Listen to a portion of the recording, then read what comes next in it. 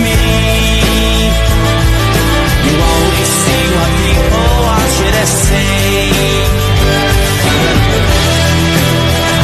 Assalamualaikum warahmatullahi wabarakatuh.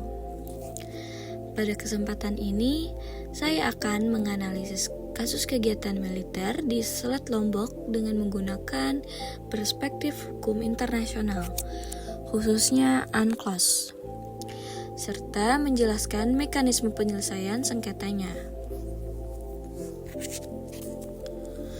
Pertama, saya akan menjelaskan dasar hukum yang digunakan. Selat Lombok merupakan selat internasional sehingga berlaku hak lintas transit sebagaimana diatur dalam UNCLOS.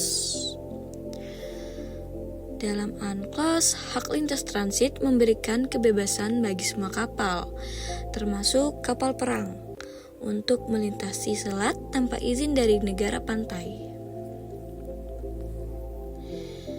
Namun, kebebasan ini memiliki batasan yang jelas.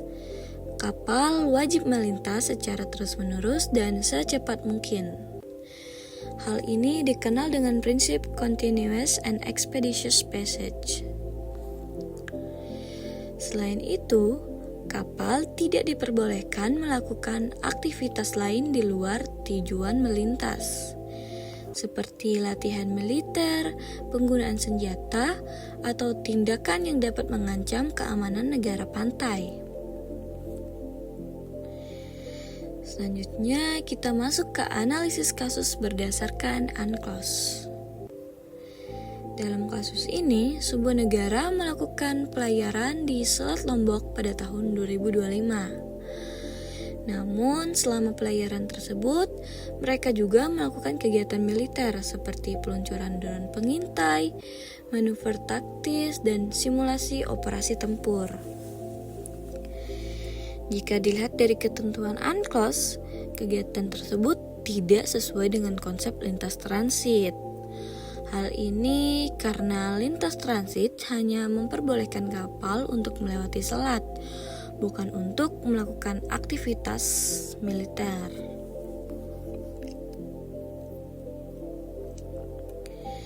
Meskipun kapal tetap bergerak dan tidak berhenti, tetapi adanya kegiatan militer aktif menunjukkan bahwa tujuan pelayaran bukan hanya untuk transit. Dengan demikian, berdasarkan analisis UNCLOS, tindakan tersebut dapat dikategorikan sebagai pelanggaran terhadap prinsip continuous and expeditious passage. Selain itu, kegiatan militer di wilayah selat juga berpotensi mengganggu keamanan dan kedaulatan Indonesia sebagai negara pantai. Di sisi lain, negara yang melakukan kegiatan tersebut dapat berargumen bahwa kapal mereka tetap bergerak, sehingga masih termasuk dalam lintas transit. Namun, dalam hukum internasional yang menjadi penilaian bukan hanya pergerakan kapal, tetapi juga jenis aktivitas yang dilakukan.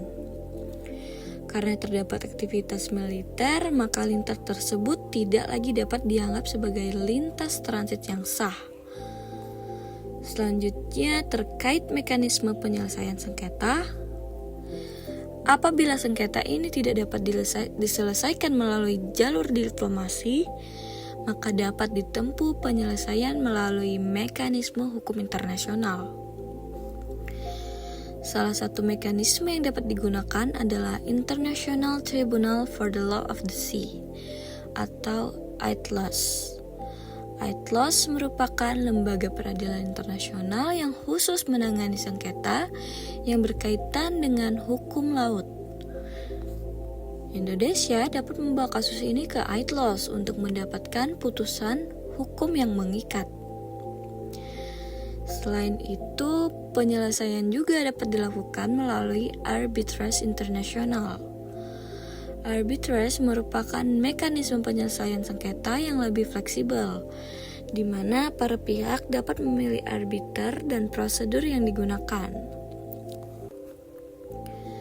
Keputusan arbitrase juga bersifat mengikat bagi para pihak yang bersengketa. Dengan demikian, terdapat dua jalur utama penyelesaian sengketa, yaitu melalui ATLAS dan Arbitrase Internasional. Selain juga melalui jalur diplomasi. Sebagai kesimpulan, berdasarkan analisis UNCLOS, kegiatan militer yang dilakukan di Selat Lombok tidak sesuai dengan ketentuan lintas transit dan dapat dikategorikan sebagai pelanggaran. Selain itu, sengketa yang timbul dapat diselesaikan melalui berbagai mekanisme hukum internasional, seperti ATLAS dan Arbitrase. Demikian analisis yang dapat saya sampaikan.